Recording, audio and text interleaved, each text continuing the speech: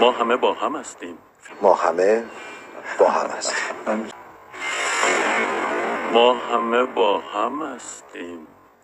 ما همه با هم هستیم.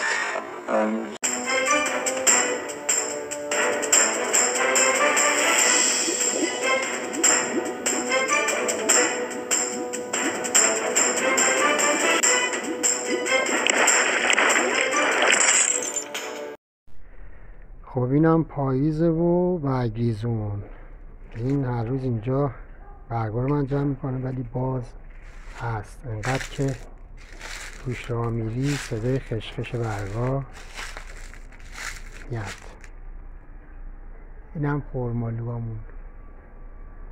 ما خرمالوها رو معمولا نمیکنیم که روی درخت طعم بگیره، چون معمولا اونایی که برای فروش میبرن کال میکنن، باغدارا توش کاربیت میزنن تا رنگ بگیره میفروشن به مردم. نه طعم داره نه مزه، فقط رنگ گرفته. ولی نه، ما خرمالو رو میذاریم به درخت برسه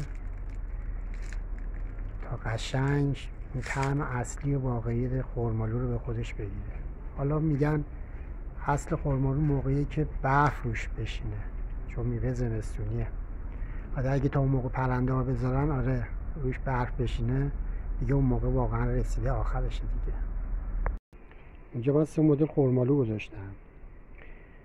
این که مال درخت خودمونه، حالا کرجی ها معمولا کرجیه، یعنی درخت کرجی که طعم و مزه خوبی داره. البته اگر مثل ما بکنن، چون کلا خرمالوها رو اونایی که تو بازار برای فروش میاد باغدارا اجاره میدن، کال کنده میشه، میبرن تو انبار یا سیلوها، اینا رو همه رو جمع میکنن، کاربیت میزنن توش.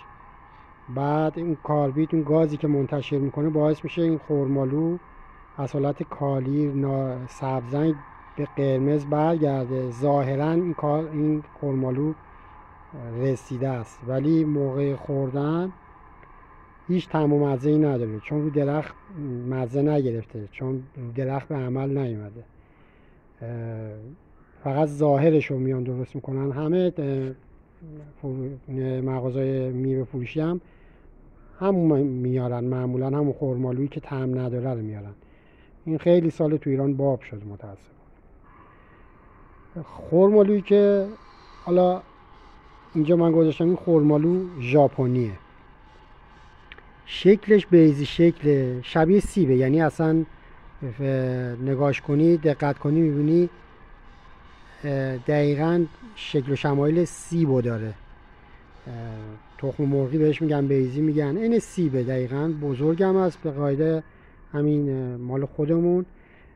این هم خرمالوی باز همین کرجیه، فرق نمیکنه. ولی خرمالویی که برای فروش میارن تو مغازه ها سایزش انقدیه، میخوام فقط فرق سایزا رو ببینید. این هم خرمالویی که برای مغازه ها معمولا میره. شمالی ها این ریزتره، شمالی ها خیلی کوچکتر از اینه، مردم هم همینا رو میگیرن. ولی اینا رو گذاشتم کنار هم که تفاوت سایزا رو هم ببینیم. خرمالویی که دست مردم میرسه اگر بیرون بخرن، اگر هم خوب باشه سایزش انقدیه. ولی خرمالوهای به این حجم هم هست. مثلا ما خرمالوهامون به این حجم و اندازه هست. ژاپنی هم گنده است کلا. ولی راجب طعمش، خب طعم ایرانی ها خیلی لذیذتر و خیلی خوشمزه است. خیلی این ژاپنی ها وقتی میخوری ناخودآگاه یک کمی بو یا طعم انبه برات چیز میشه، زنده میشه. یعنی یه دفعه یاد انبه میفتی، یا بوش یا مزه، یه طعم مزه انبه رو میده.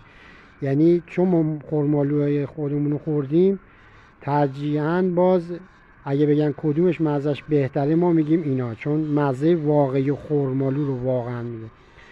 اون وقتی کسایی که مثل ما خرمالو حالا وطنی خوردن، ایرانی خوردن یا مخصوصا کرجی خوردن، اینو میخورن زیاد نمیپسندن، چون طعمی دیگه غیر از خرمالو میده. میگم طعم مزه و بو انبه رو تقریبا میده وقتی من خوردم. ولی از نظر حجمی خیلی درشتن، خیلی بزرگن مثل همین الان میذاری بغل این بزرگتر از این هم حتی هست. تازه خود اینا خیلی بزرگه، خود اینا خرمالوی بزرگیه دیگه. ببین تو کف دست من، شما رو بخونین حجم کف دست ما رو پر میکنه. اونا یه مقدار بزرگتره ولی خرمالویی که تو مغازه فروش میره انقدیه، یعنی کوچولو.